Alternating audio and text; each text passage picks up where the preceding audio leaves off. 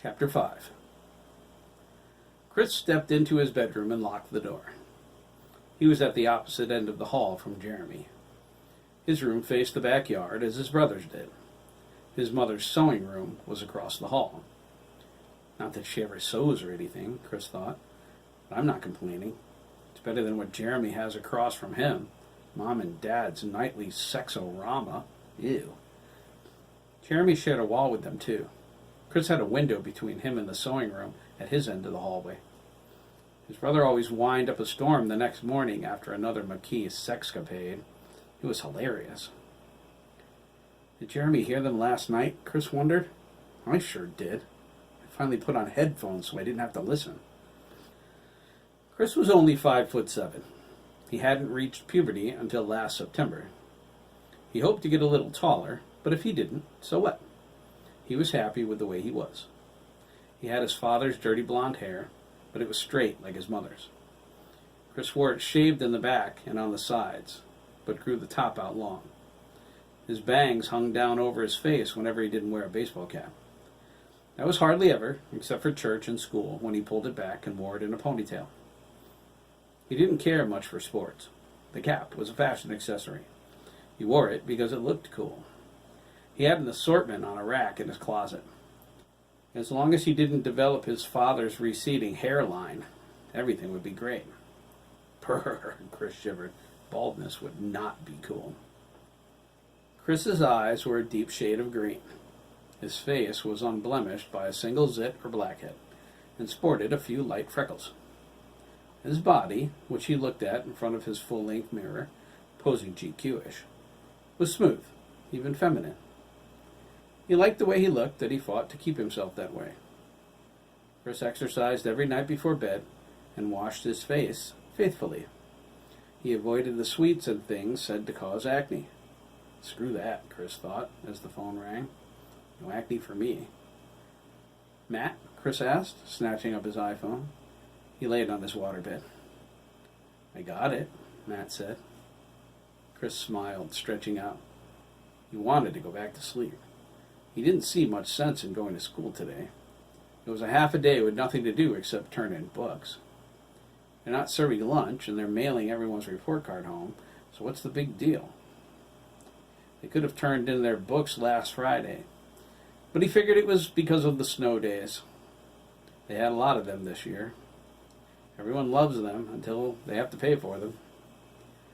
Chris kept his room simple, not cluttered like his brother's. The less he had around him, the less he had to clean. His double-sized waterbed took up a lot of space, so there wasn't much room left anyway. His desk was next to the back window. His computer was on it, his iPhone charger, and a small lamp. There was a bulletin board on the wall to his front and left. In the upper right-hand corner it read, Mr. Hot Shit, in big red letters. Pictures of Chris and his friends lined the bottom. Him and Max Ramirez in the first one, him and Sanford Sturgis in the next. Then there was one of the whole crew, including Jeremy, in a shot at Lancaster Pond. Derek Mellon proudly displayed his butt in that one. He mooned the camera as Virginia snapped the picture. That was Derek. He had no shame. The last one was Chris and Keith Kerouac, the kid they knew from Scouts. He was a pothead. They didn't hang out with him much. He was funny, though. He had a way of making you laugh at just the right moment.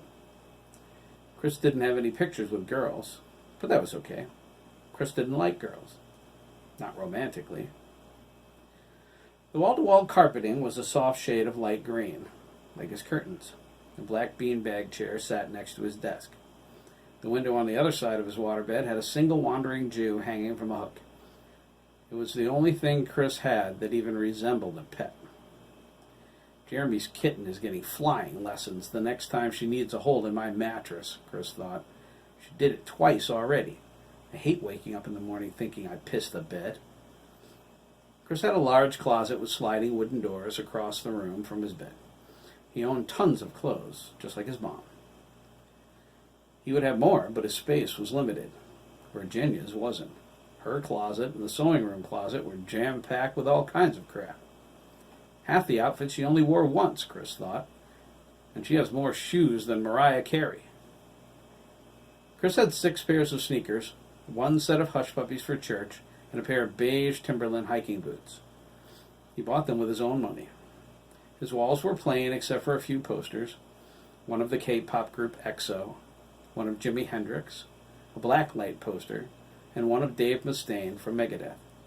Chris thought he was a fantastic guitarist. "Chris," Matt said, "are you still there?" Chris shook his head. "Sorry, Matt, I was thinking about something." "So, you got some beers?"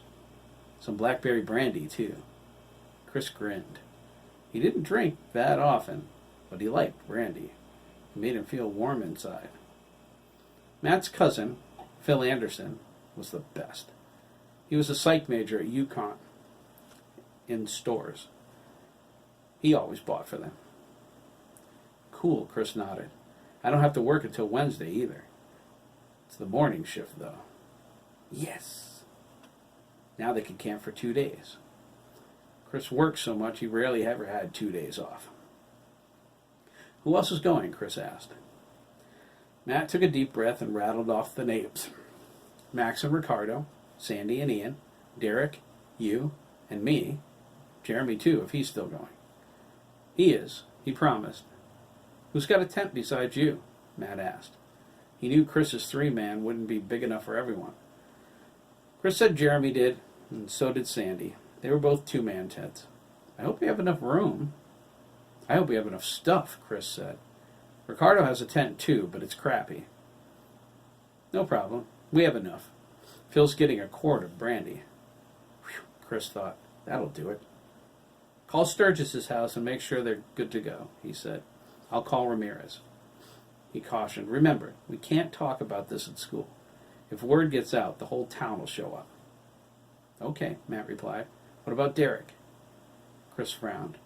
Derek would have him on the phone all morning. Couldn't risk texting him in case Dan intercepted it. Chris had nothing to say to him except jerk.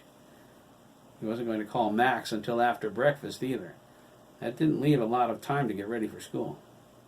"Call Derek too. I'll meet you at the bus stop." "Okay," Matt replied. "This is going to be great." "We'll meet at the pond after school," Chris added. "Is Phil putting the stuff where we talked about?" "You bet." "All right, I'll see you soon." "Later," Matt said, and hung up. "Okay," Chris thought, digging out some clothes.